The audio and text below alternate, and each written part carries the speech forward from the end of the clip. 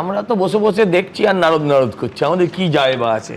শুনুন, কল্যাণ ব্যানার্জি একটা কলকাঠিও নাড়ছে, কলকাঠি নাড়ার দরকার নেই, ওরা যে হারে নাড়ছে করা, সেখানে আর কলকাঠি আমরা কি নাড়বো বলেন? হ্যাঁ, যত মানে এতে তো আমরা আতঙ্কিত হয়ে পড়ছি না যে আমাদের এই সব গেল বোধ হয়। তো বলছি দেখুন, কল্যাণ বন্দ্যোপাধ্যায়ের হাঁটুর বয়সী বলেছে। এখন হাঁটুর বয়সী কাকে বলেছে আমি জানি না, ওনার হাঁটু পরে জন্মেছে কিনা সেটাও আমি জানি না। হ্যাঁ, এই যে বলছে আমাকে ওর জন্য চোর চোর শুনতে হয়েছে, এখন খুব গায়ে লেগেছে। আরে তোকে তো মাতাল মাতাল বলেছিল, সেদিন গায়ে লাগেনি। মাতাল তোমায় জানতে হবে, আগামীকে মানতে হবে। হ্যাঁ, এগুলো শুনুন, সব কিছু হচ্ছে একটা রাস্তা খোঁজা, যে আমাকে একটা কিছু বলতেই হবে, ও আজ না হলে কাল সায়নী যেতে পারে, যে পেছন থেকে যাকে অভিষেক বন্দ্যোপাধ্যায় কি গুঁতো মারে না হিট করে কি একটা বলেছিল, ভালো করে শুনতে পাইনি, সে চলে যেতে পারে, ছেড়ে দেবে। আমি বলছি শুনুন, এগুলো হচ্ছে সব একটা ফিকির, রাস্তা খুঁজছে। মামলা কল্যাণ বন্দ্যোপাধ্যায় ছেড়েছে তো কি হয়েছে, আমাদের আছে। হ্যাঁ, আমাদের সেও বন্দ্যোপাধ্যায় আছে, অনির্বাণ বন্দ্যোপাধ্যায়, সেও ভালো উকিল, লড়ে যাবে, কোনো অসুবিধা নেই। আমি বলছি লাস্ট লাইন অফ, বলছিলেন আপনি কি বলছিলেন, লাইন অফ ডিফেন্স।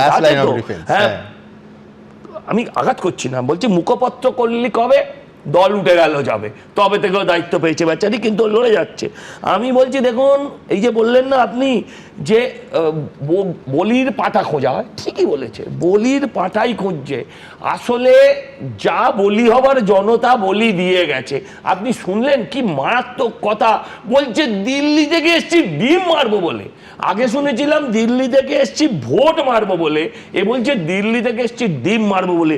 মানুষের রাগ, মানুষের যন্ত্রণা, মানুষের ক্ষোভ কোন জায়গায় গিয়ে পৌঁছায়। কিন্তু এই যে আজকে সতীলক্ষ্মী সাজার চেষ্টা করছে কল্যাণ বন্দ্যোপাধ্যায়, মোটেও আপনারা ভুলে যাবেন না, কদিন আগে ছেলের টিকিট পাওয়ার জন্য এই কিন্তু ক্যামাক্সি ডেকেছিল, এরাই ক্যামাক্সি ডেকেছিল, ভুলে যাবেন না। যদি আজকে অভিষেক বন্দ্যোপাধ্যায় জিততো, তাহলে বাড়ির সামনে ডালা নিয়ে আরতি করতো, একদম ঠিক।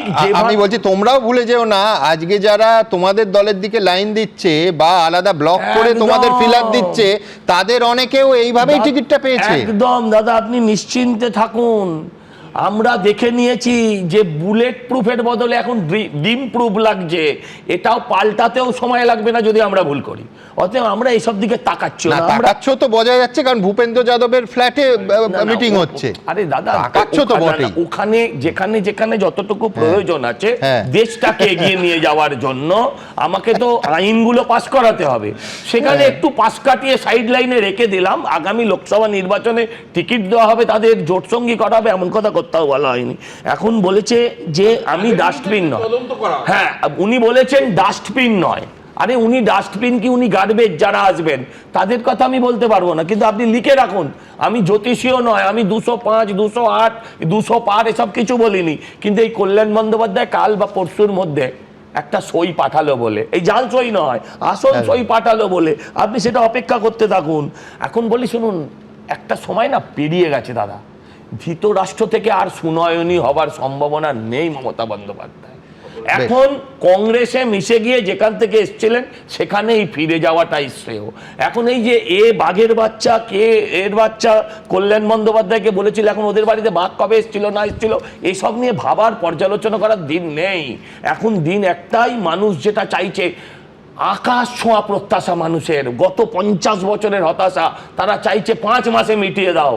এখন আমাদের শুধু সেই লক্ষ্যে এগিয়ে যাওয়ার জন্য আছে, বাকিটা নিয়ে আমরা ভাবছি। এবিপি আনন্দ, এগিয়ে থাকে, এগিয়ে রাখে।